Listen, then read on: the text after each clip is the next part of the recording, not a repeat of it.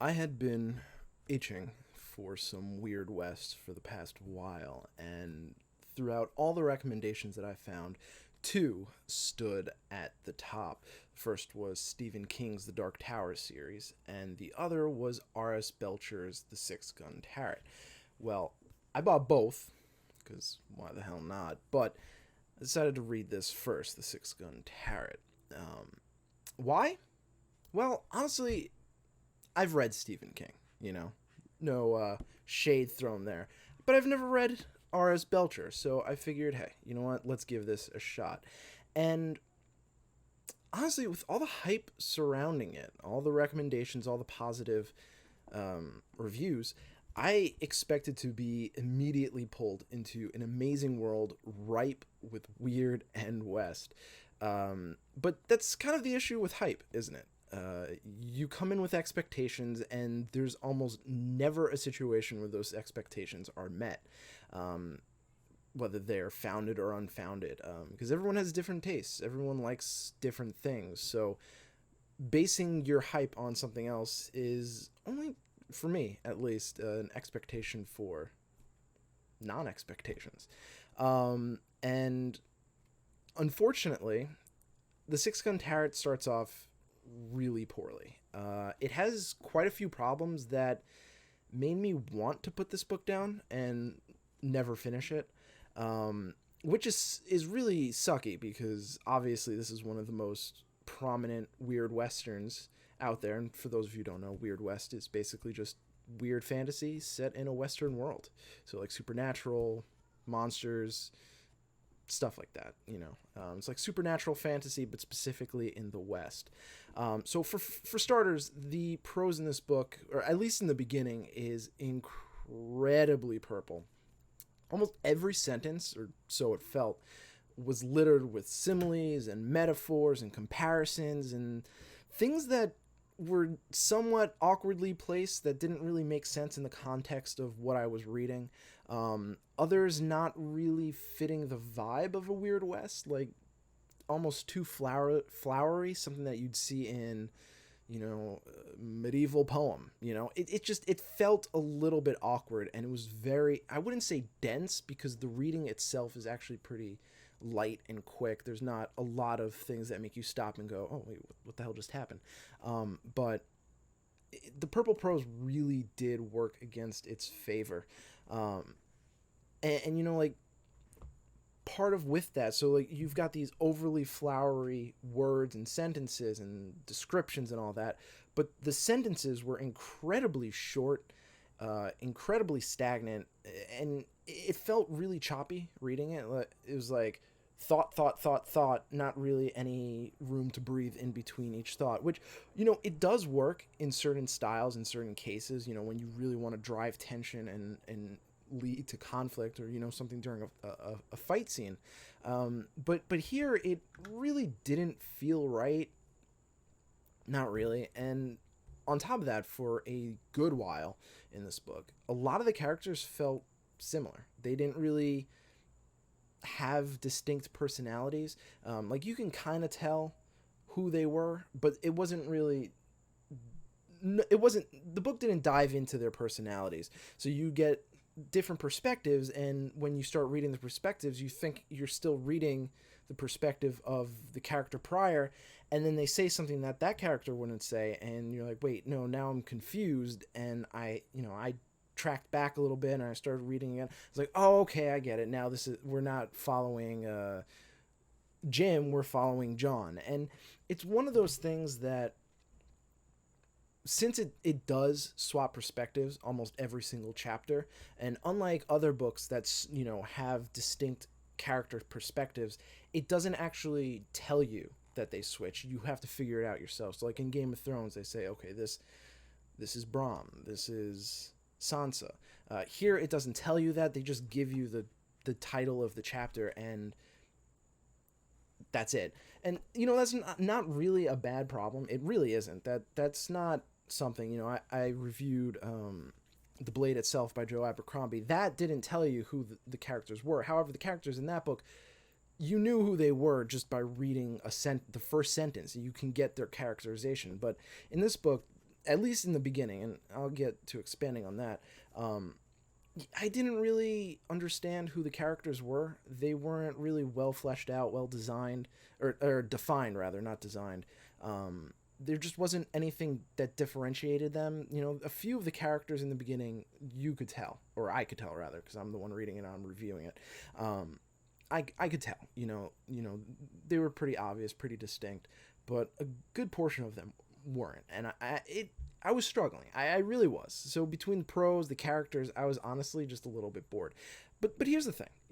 The Six Gun Turret just delivers on setting. It oozes it. I mean, there's just so much layered in here that made me, despite the prose, despite the characters, made me want to be like, well, I really want to know what's going on. I really want to know what's going to happen. So no matter how bored I was, I always wanted to know how Golgotha, how that city worked, or how that town worked, and what was going behind it.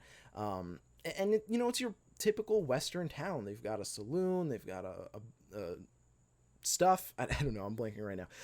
But you could just feel the weirdness creeping out of it, and it's really cool, and I like that. So despite the prose, despite the characters, I felt, you know what, I want to give this more of a shot. So I buckled in, I read through it. Usually I don't really like to do that, but I'm really fucking glad I did. Because there's, at some point in this book, and I'm not going to spoil it, because when it hit me, I was like blown the fuck away. At some point in this book, there's a chapter that is what I consider the turning point, from where it goes from bland, indistinct characters and weird prose to holy fuck, this book is weird. And I can't spoil it because it was such a good chapter. It starts off the same, but by the end you're just like, holy shit. I literally sat there with my jaw open after what happened. And people who've read this book, if you're just watching this for entertainment, you might know what I'm talking about. I'm just going to drop a word here, shopkeeper. You'll understand.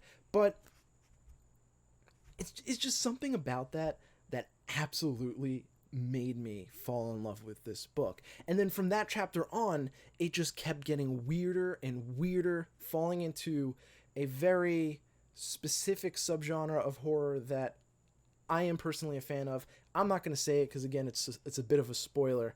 But, Weird West is the blending of fantasy and horror in a Western setting. And wow, did I not expect this to be so horror filled. I really didn't. And it was amazing.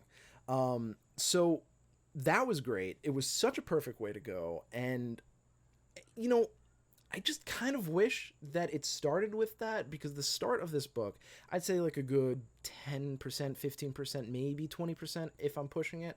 I was just like, I'm not liking this.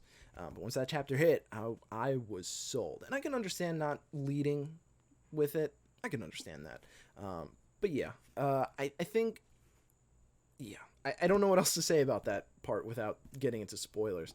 But, despite the purple prose, there were some actual really beautiful sentences, like just gorgeous gems dropped into the text, such as the one on page 282 of my copy. This far below earth, the only reminders a man carried that such a verdant place even existed were whatever he carried in the bone vault of his mind. I was just like, Jesus, that's such a cool way to describe it, you're just talking about memories, my man, but that's a damn good way to put it. I like that. That was a cool thing. So sometimes, despite the fact that the purple prose was a little weird, sometimes it did lead to very interesting stuff. And I guess you could say, the characters did 100% develop. I'm still not entirely sold on the character of Jim, who's the first character that we're introduced to. Jim's also a 15-year-old kid. I just think that he had a little bit more of a past that, while we did go into, I didn't really get much of his character. And that could be just a me thing, possibly. I'm willing to admit that. Maybe I missed a few things, some context clues. But you know, out of all the characters, Jim was probably my least favorite. The rest were pretty good by the end of the book. I especially loved Mutt and Maud, one of the characters that you'll eventually read. But you know, and the purple prose, I can't tell if I just got used to it by the end, or at some point in this novel, R.S. Belcher was like, you know what, maybe I should cut back on the flowery descriptions. I'm not about to read through the book again and make copious notes on when and where the purple prose exists, so I'm just going to say I got used to it because that seems like the most logical choice. I don't think an author will change their writing style halfway through a book. But yeah, eventually the characters become very distinct from each other, very enjoyable, very cool. This book took like the weirdest turn I've ever expected. I mean, you go into this book knowing it's a Weird West book, and I didn't expect it to get that weird, and I love it for it. And despite how cozy it felt, because realistically speaking, this book only takes place in a single town over a course of like maybe a week or two. It's not really a lot of time or a vast setting, but no matter how cozy it got weird. It got just as weird. And it really kept pushing more and more of that weird into my face, throwing me super off kilter and hella uncomfortable, but in the best ways possible. I really like this book. I think I really liked it. I would say I would love it if it wasn't for the opening. The opening kind of almost ruined this book for me. I'm glad I persevered. I'm glad I stuck it out, because goddamn, this is a good book, fucking good book. But the opening was dry. I didn't really like it. But once you get through it, there's a specific chapter. Just if you get bored of the book, wait until you get to that one shopkeeper chapter. Read that to the end. And if you're still not interested, well, I don't think this genre is for you, because God, that was so cool. But yeah, this is part of a series, apparently. I think it ended off in a perfectly reasonable way. I think if you don't want to read the series, and you'll be satisfied with the ending. It does leave some openings, but not really like I wouldn't say it's a cliffhanger. So if you do enjoy the book, there's more out. I'm probably not going to read that one for a good while. I have a huge backlog, and I'm a little hesitant, because the starting of this was a little bit bland, and it took me a lot longer to read through this than I expected. I also don't own the next book in the series, so I have to do that. I dropped my book. I apologize. But I definitely recommend this, The Six Gun Turret by R.S. Belcher, to anyone who likes a solid mix of Western and horror and fantasy, for a delightfully weird read that has a rocky start, but is definitely worth pushing through. So thank you. Peace.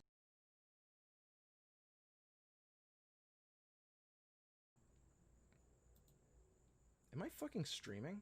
Are you fucking kidding me right now? Oh shit.